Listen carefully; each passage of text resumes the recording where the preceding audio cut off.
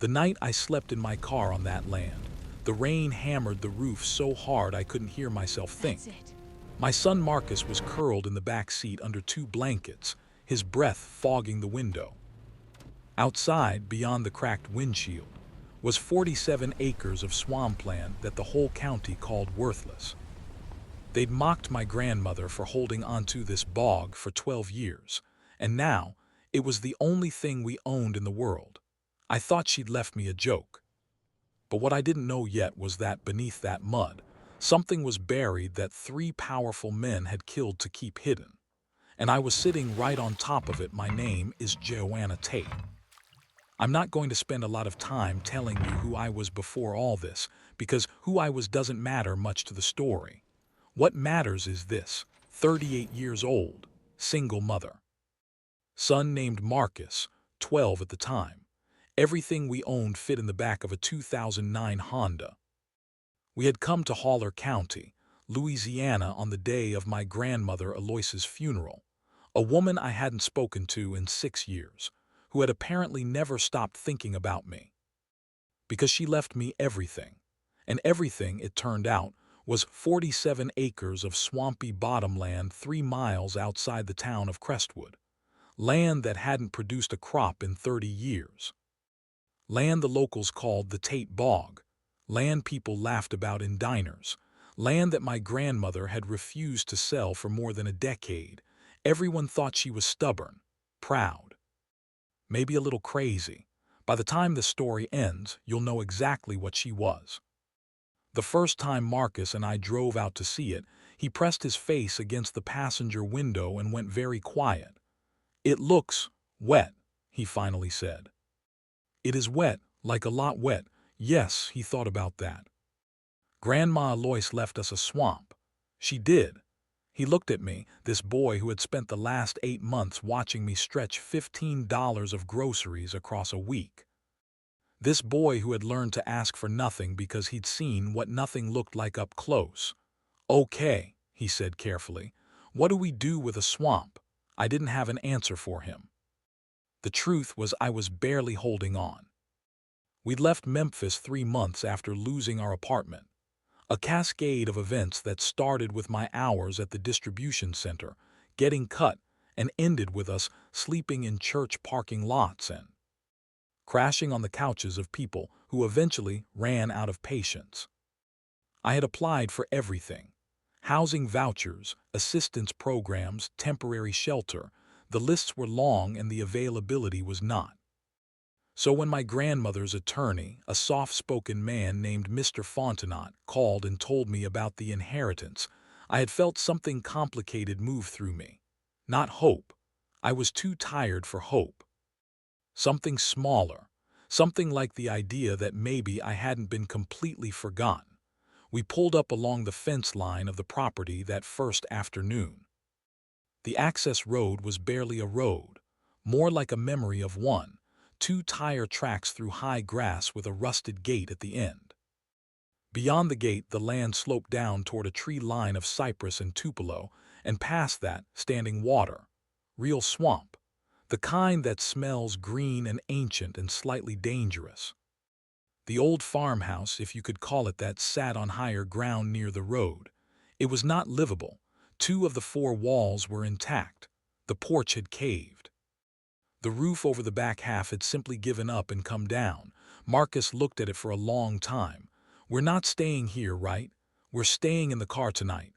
"Okay, good." He paused. "The car's better." He wasn't wrong.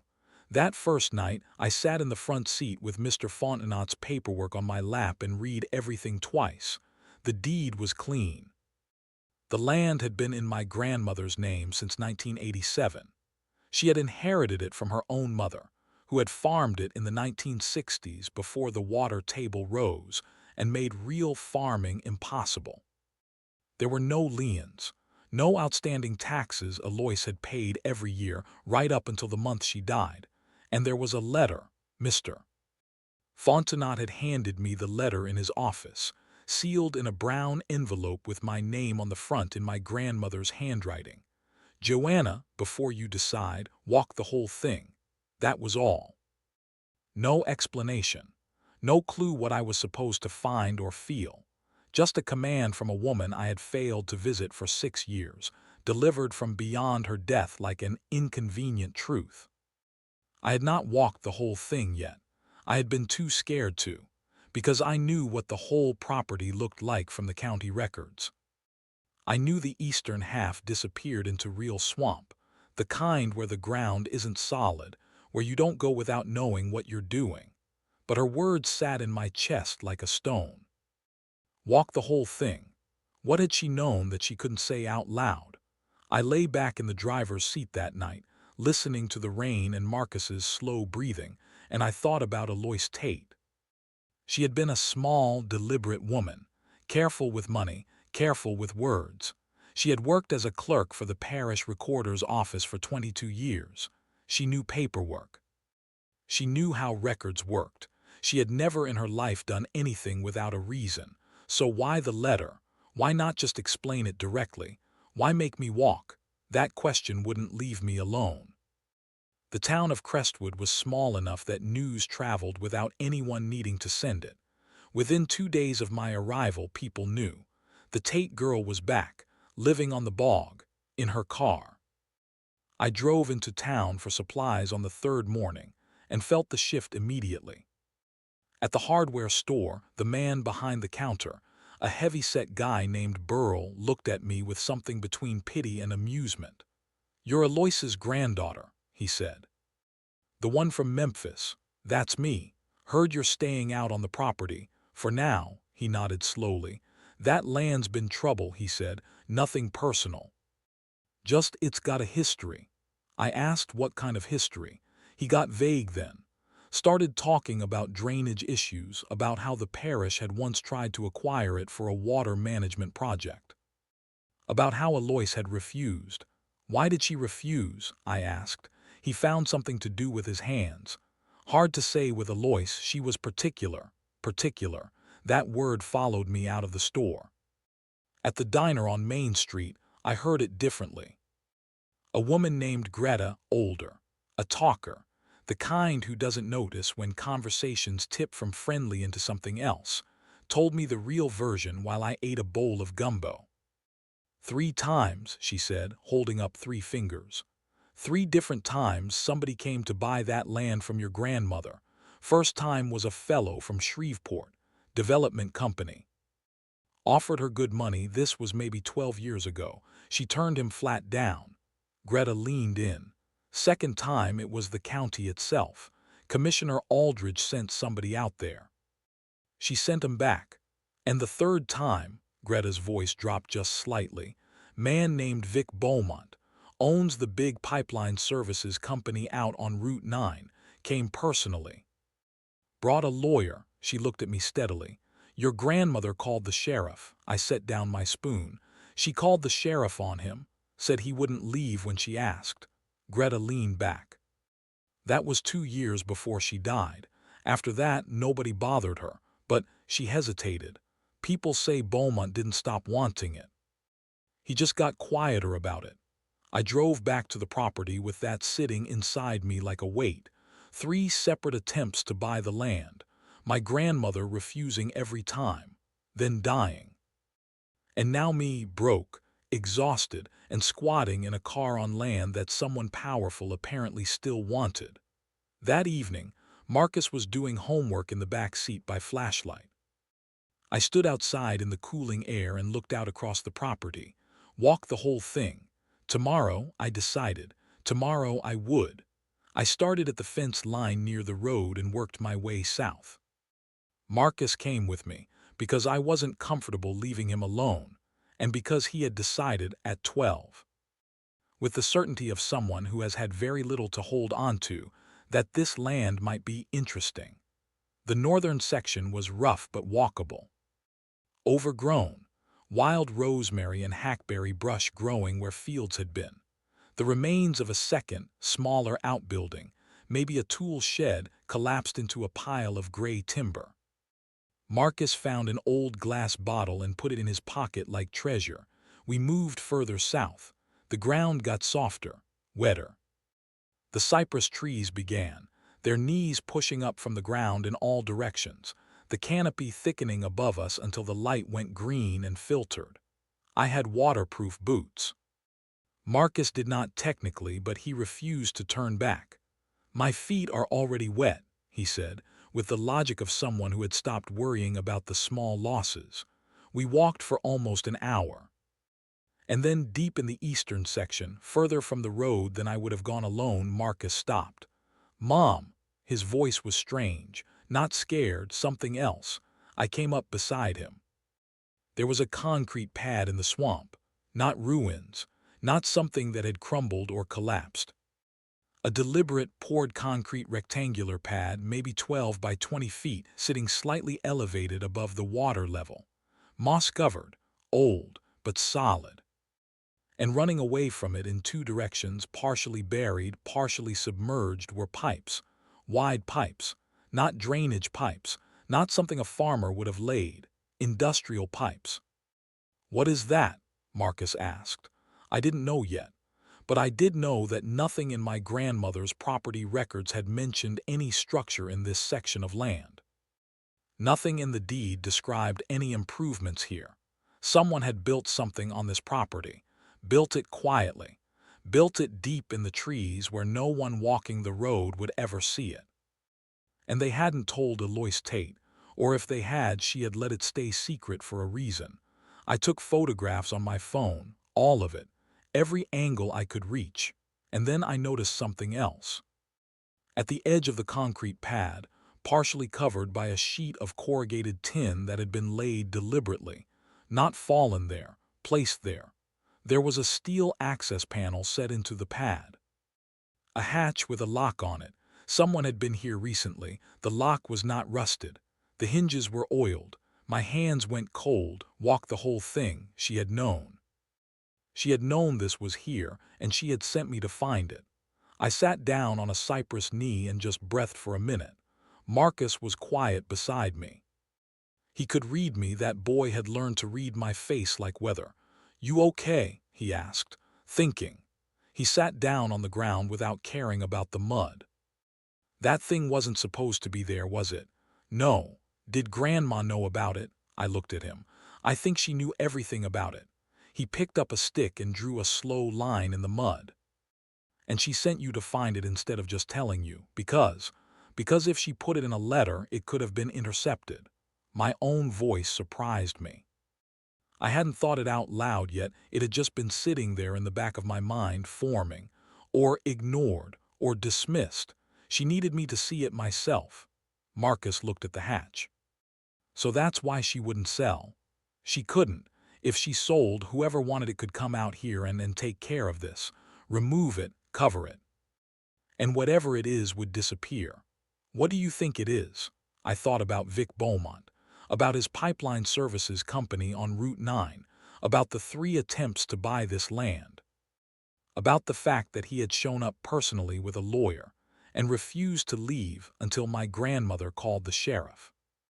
"I think," I said slowly, "that someone built something on this land a long time ago, without permission, and without my grandmother ever agreeing to it."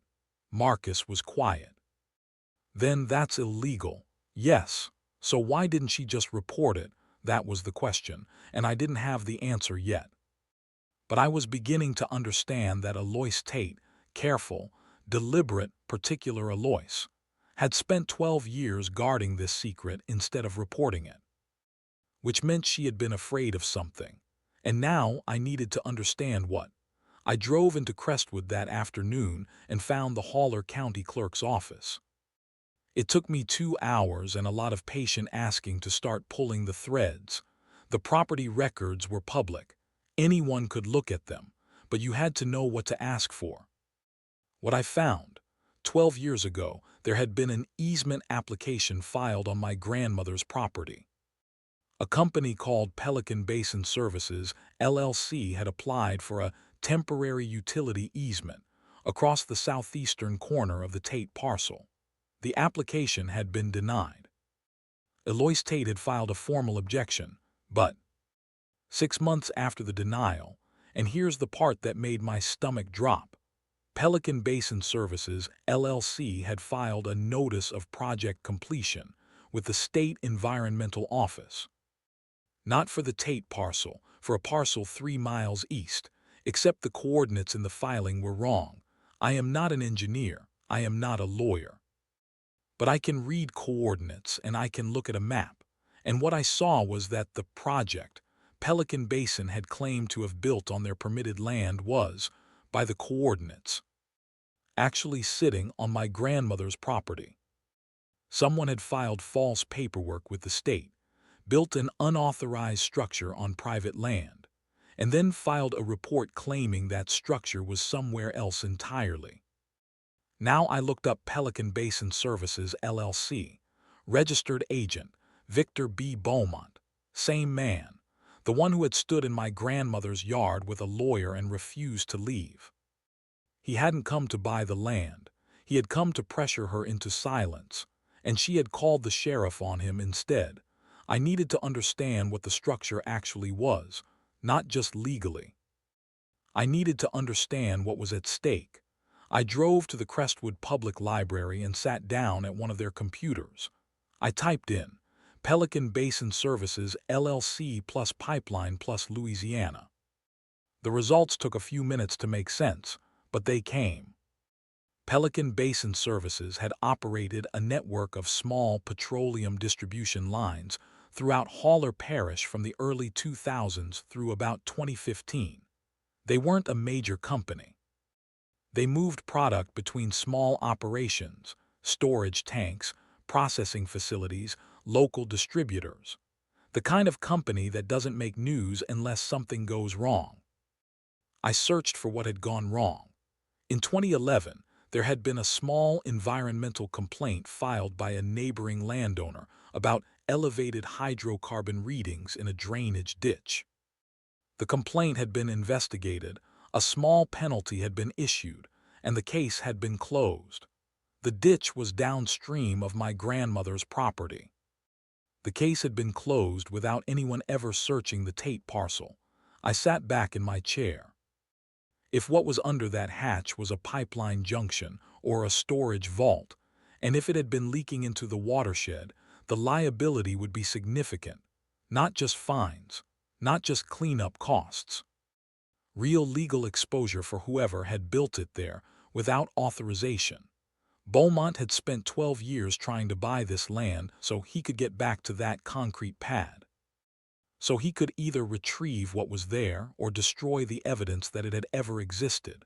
My grandmother had known this, and she had held on, through every offer. Through the lawyer who wouldn't leave. Through whatever else had been done or implied or threatened. She had held on, paid her taxes every year and waited. Waited for someone she trusted to come and see what she could not risk reporting alone. I called Mr. Fontenot from the library parking lot. Did my grandmother ever mention anyone coming to pressure her about the property? I asked. He was quiet for a moment. She mentioned that she'd had some unpleasant interactions over the years. She didn't go into detail. Did she ever say anything about the eastern section of the land? Another pause, longer this time. She told me once that there was something on that property that needed to be handled carefully.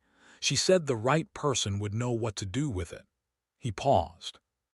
I took that to mean you. I closed my eyes. She had held it for me. For 12 years, she had held this thing, this dangerous, complicated, valuable secret, because she had believed that someday I would come.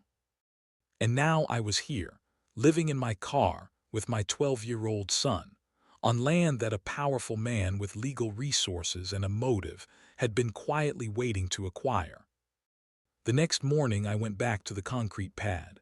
This time I brought a pry bar from the hardware store, a flashlight, and Marcus, who refused to stay behind. The lock on the hatch was good. It took me almost 40 minutes of working the hasp before the bracket it was anchored to began to give, not the lock itself, but the corroded bolts holding the bracket to the concrete. When it finally came free, Marcus and I stood there looking at each other. I lifted the hatch.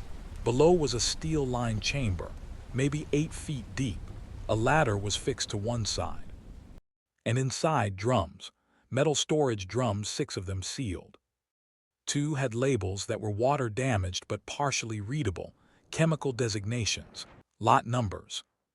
The kind of information that meant something to an environmental engineer, but that I photographed anyway, every angle, until my phone storage was nearly full. But it wasn't just the drums. Along one wall of the chamber, secured in a waterproof case that had been bolted directly to the steel lining, was a binder. I climbed down and got it. Inside was a record, a maintenance log, dated entries going back to 2006 in a handwriting that was not my grandmother's. Entries about pressure readings, about material volumes, about service dates. The last entry was from 2013. The entity listed as operator on every page was Pelican Basin Services, LLC. My hands were shaking. This wasn't just evidence that an unauthorized structure existed on the property. This was a maintenance record, an operational record. Documentation that someone had been actively managing this installation on my grandmother's land without her knowledge for years. This was not an accident. This was not a mistake. This was deliberate, systematic, and someone had gone to considerable effort to keep it hidden. I climbed back up with the binder and sat on the edge of the concrete pad. "Mom," Marcus said quietly, "this is really bad for the Beaumont guy, isn't it? If it's what I think it is, yes. What do we do with it?" I thought about going to the local sheriff. But the sheriff in Haller Parish had been in office for 14 years. Beaumont's company employed a significant number of local workers. The commissioner whose office had once tried to acquire this land was still in office. I didn't know who was safe, but I knew someone who would. That evening, I locked everything back up as best I could. I photographed the location from multiple angles for reference. I kept the binder with me, and I started making calls. First, I called a law school friend who had gone into environmental law, a woman named Priya who worked for a firm in Baton Rouge. We hadn't spoken in 2 years. She answered on the third ring and listened to me for 20 minutes without interrupting. When I finished, she was quiet for a moment. "Joanna," she said, "if what you're describing is accurate, I know. No, I mean this is not a minor infringement. Unauthorized industrial storage on private land with no environmental permits, documented operational activity, and a potential hydrocarbon contamination event in a downstream drainage system," she exhaled.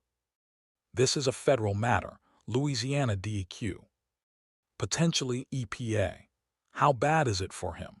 If the drums contain what I think they might based on the labeling descriptions you're giving me, and if there's been any leakage, we're talking civil. Liability in the millions. Potentially criminal charges depending on what's in there and when they knew. He's been trying to buy the land for 12 years. Of course he has." Her voice was flat. "Because as long as you own it and he doesn't, he can't control what happens to that site. And the moment someone with legal standing discovers it and reports it, which you just did, he loses all control." I looked out the window at the dark land. "What do I do?" "Don't move anything. Don't disturb anything further. Document your discovery, times, dates, what you found, how you found it.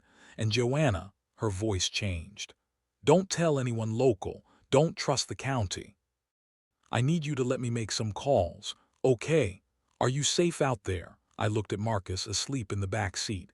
"For now," I said. "I think so. How long have you been there?" 4 days, a pause. "And Beaumont, does he know you're on the property?" I hadn't thought about it quite like that. "The whole town knew within 2 days. Then he knows." Another pause, longer. "I'm going to make those calls tonight. Stay close to your phone." I didn't sleep that night. Not really. I sat in the driver's seat with the binder on my lap and my grandmother's words in my head. "Don't decide before you stand on it." I was standing on it now. Priya moved fast. 2 days later, A woman named Agent Corinne Salter from the Louisiana Department of Environmental Quality drove up the access road in a white state truck. She was mid-40s, efficient, unhurried.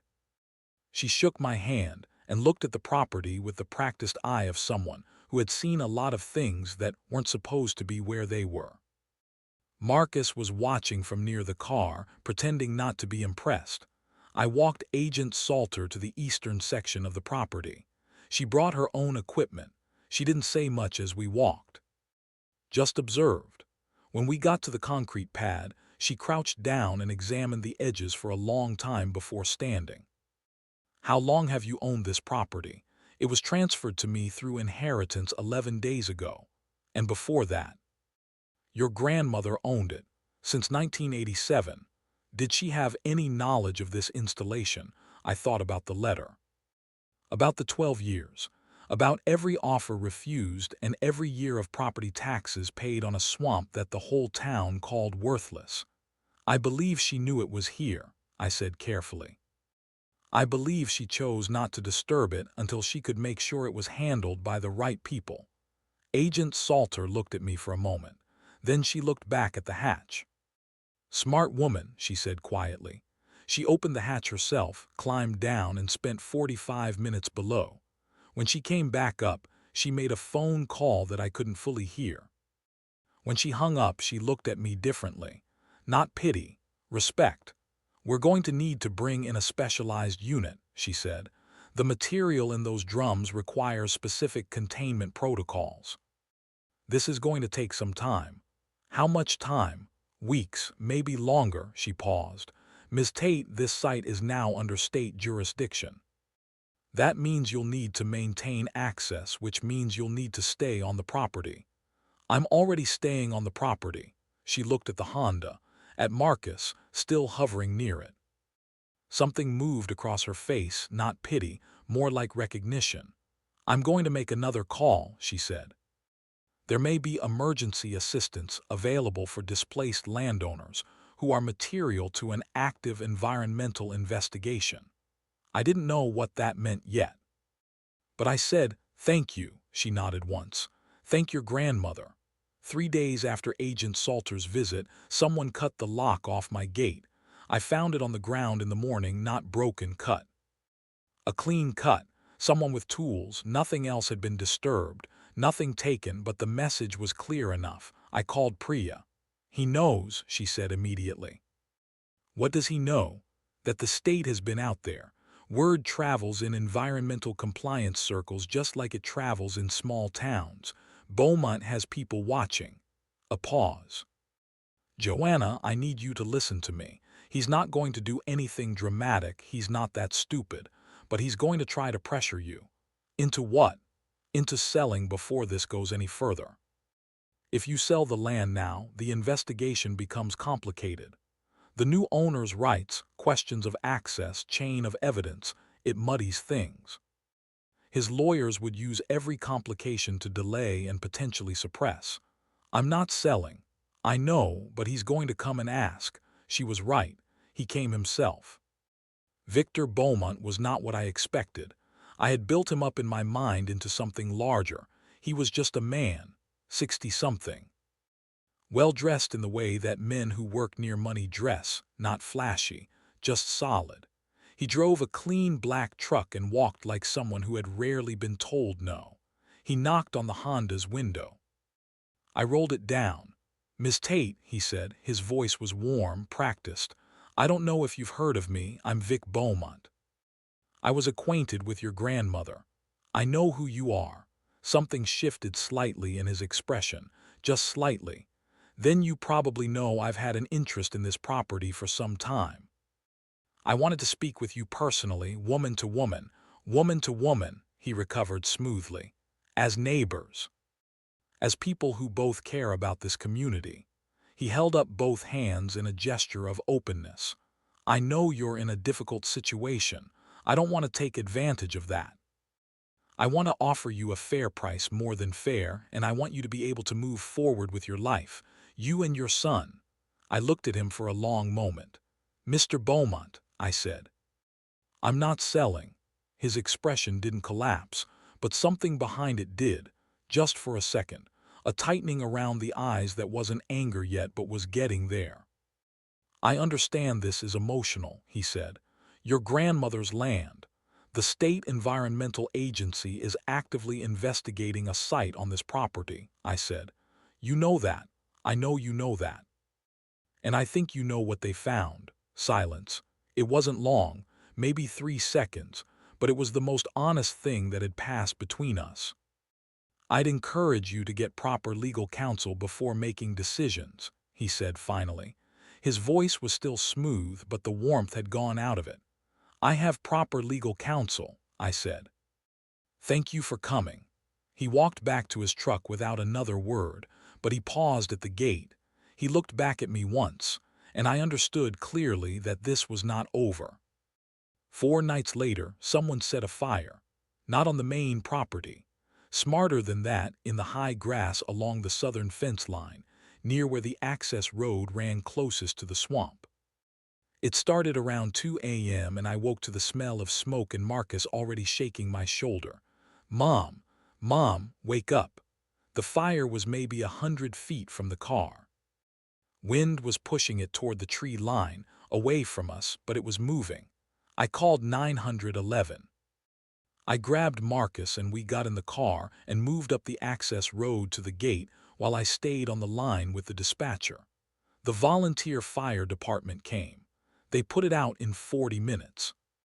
The investigator on scene, a young man who was new enough to ask the right questions, noted that the fire had started in 2 separate locations simultaneously. "That's not an accident," he said, not really to me, just out loud. "No," I said, "it's not." Agent Salter was at the property by 7 the next morning. She walked the burn line, spoke with the fire investigator, called someone on her phone and used a tone I hadn't heard from her before. When she came to find me, she was direct. "This changes things," she said. "An arson on a property under active environmental investigation. That escalates this matter considerably. I'm bringing in the state fire marshal and I'm flagging this for our legal team. Beaumont, I can't say anything about that right now," she paused, "but Ms. Tate, I'm going to arrange for a state-provided temporary structure to be placed on this property. A trailer, for you and your son. You need to be able to stay here safely and we need a permanent point of contact on site." I looked at her. "A trailer. It's not much, but it's dry and it locks." I thought about the car. About the rain. About Marcus breathing fog onto the windows. "Yes," I said. "Thank you," she nodded. "Also, I need you to formally report the gate lock incident from 3 days ago. Date, time, what you found. It goes in the file." "Okay. Everything goes in the file from now on," she said. "Everything." Priya arrived in person 2 weeks later. She drove from Baton Rouge in a car full of files and set up a temporary workspace in the state trailer, which by then had been parked on a leveled section of the property near the old farmhouse foundation. Marcus, who had been doing his schoolwork at the library in town every day, came back that afternoon to find a lawyer with a laptop and a whiteboard on the kitchen table. "Is this about the bad guy?" he asked. "Yes," Priya said without looking up. "Cool." He got himself a glass of water and sat down across from her. "What's the plan?" She looked at him over her reading glasses. "Your son," she said to me. "My son," I confirmed. The plan was this. Priya had been working with the state attorney's office. The environmental investigation had already confirmed that the drums contained petroleum byproduct waste, old, partially degraded, but measurably present in the surrounding soil. Preliminary sampling had also found elevated hydrocarbon readings in the drainage ditch downstream, consistent with the 2011 complaint that had been quietly filed and quietly closed. Pelican Basin Services, LLC had been dissolved in 2016, but Victor Beaumont, as the registered principal and operational manager, remained personally liable. The maintenance log, the one in the waterproof binder, was the key document.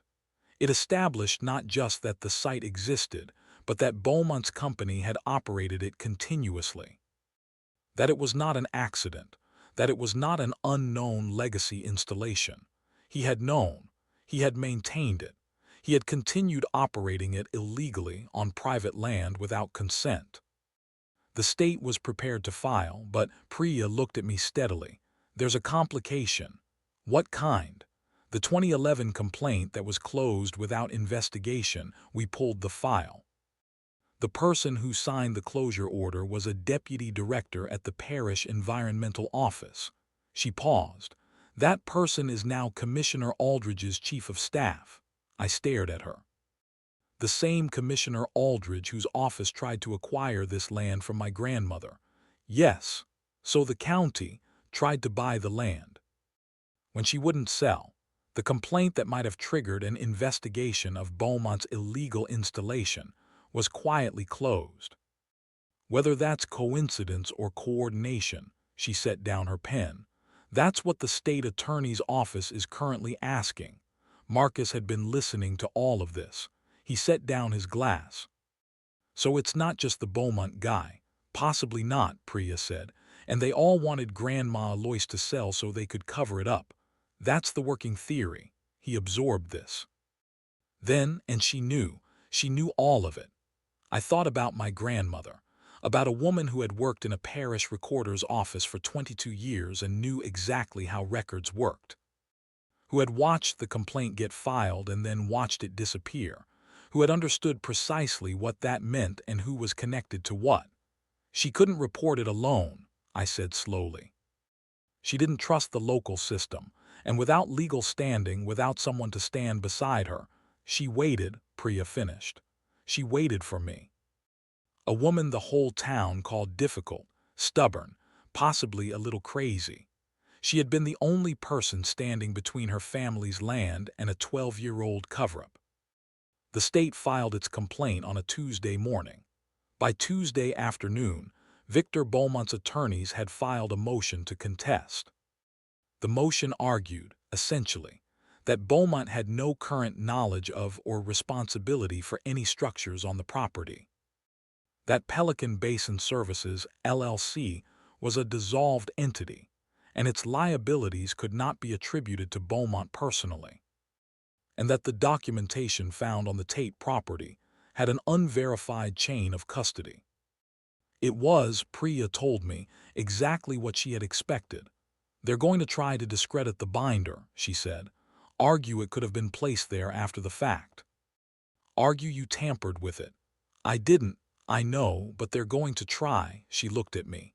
The date stamps on your photographs are going to matter, the metadata on your phone. Everything.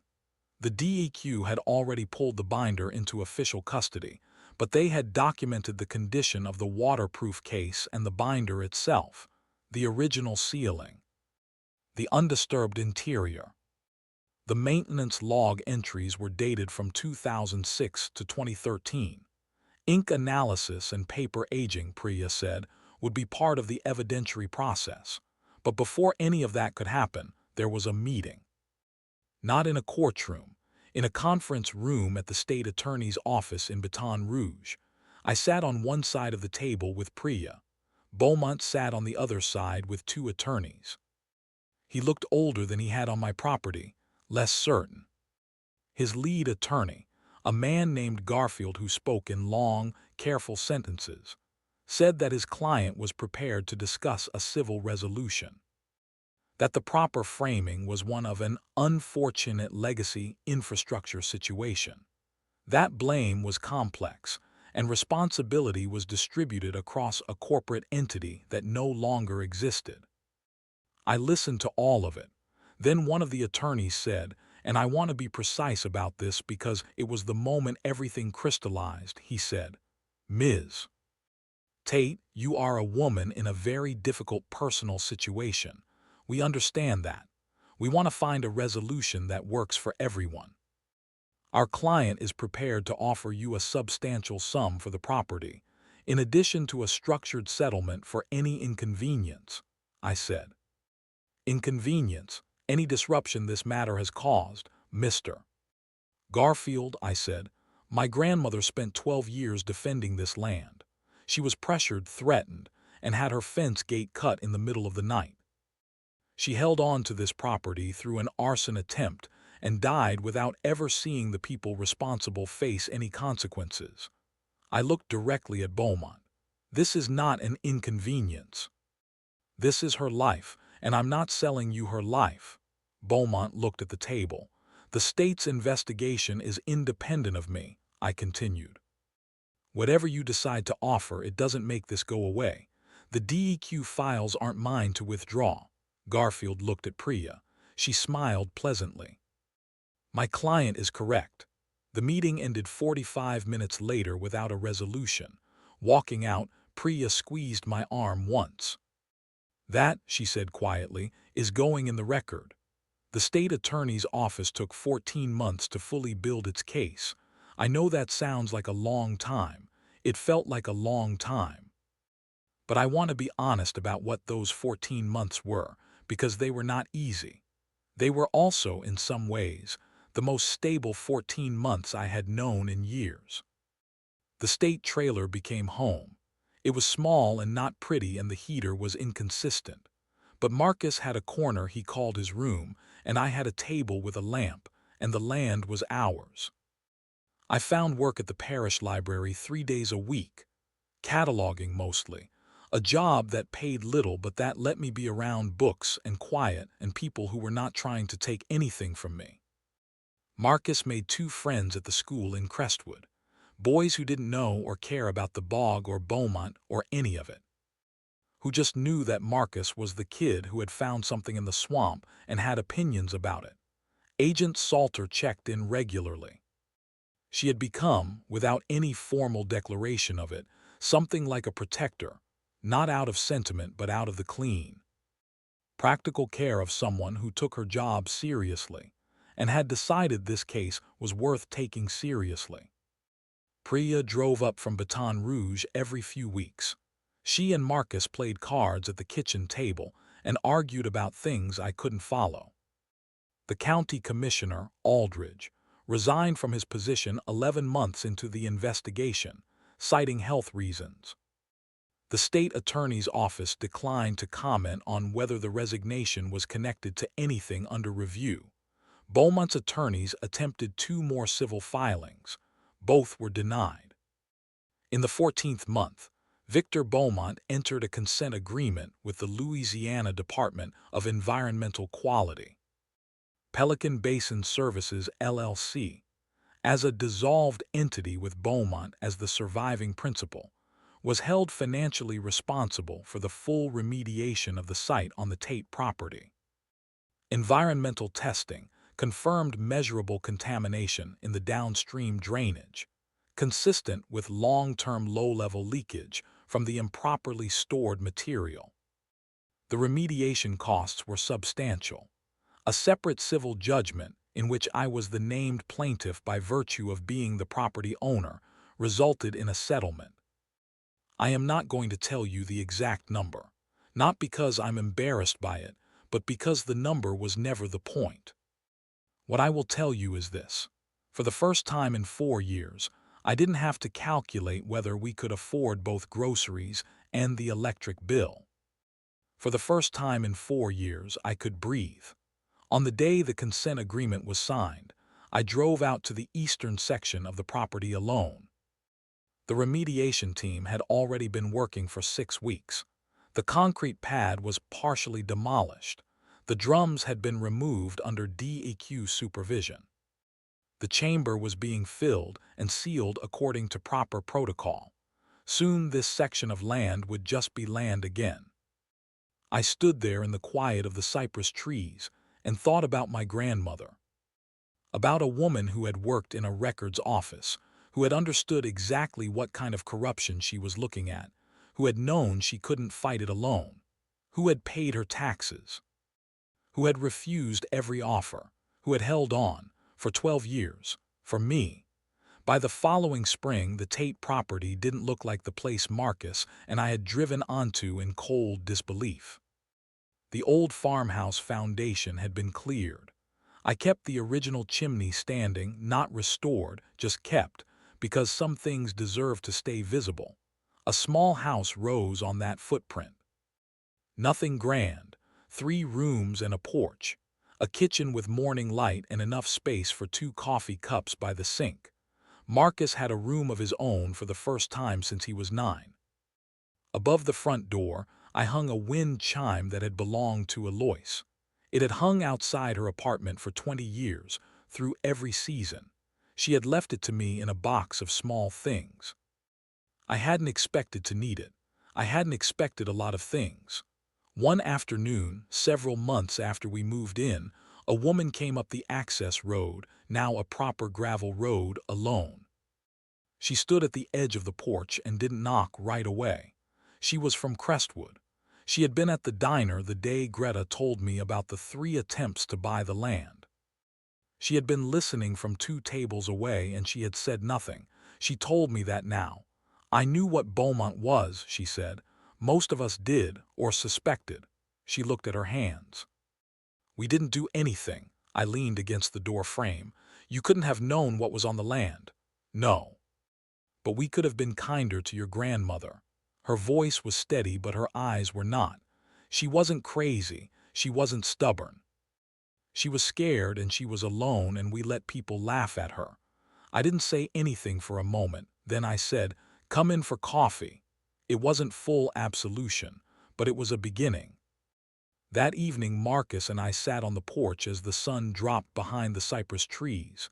He had grown 4 inches in the past year. He held himself differently, not harder. Just more solidly, the way people do when the ground under them has stopped moving. "You know what I've been thinking about," he said. "What?" "Grandma Alois never got to see it. The settlement. The house, any of it." "No, she didn't." He picked at a loose thread on his sleeve. "But she planned for all of it. She built the whole thing from the beginning. He looked out at the property. She just didn't know she wasn't going to be here for the end." I watched the wind chime move in the evening air. "I think she knew," I said. He looked at me. "I think she knew she might not make it to the end," I said, "and she decided to do it anyway. She decided to hold on anyway, for whoever came after her."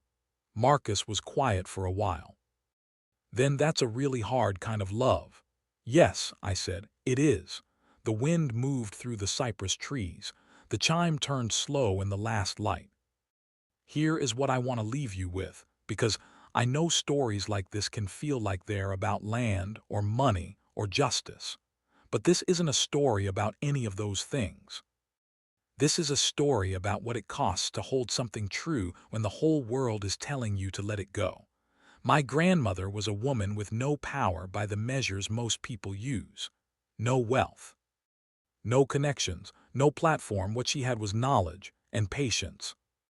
And the willingness to absorb 12 years of being dismissed, laughed at, pressured, and ultimately threatened, because she believed that one day someone would come who would understand what she had been protecting.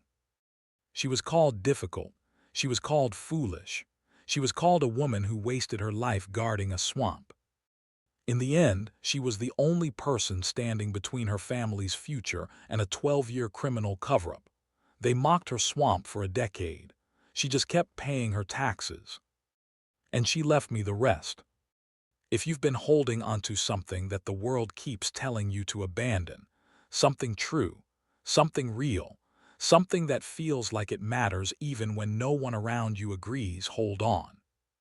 Do the paperwork, pay the cost, leave someone behind you the proof, because truth, kept carefully enough for long enough by someone stubborn enough to stand on it, does not disappear. It waits. Subscribe for more stories of resilience, justice, and the people the world underestimated.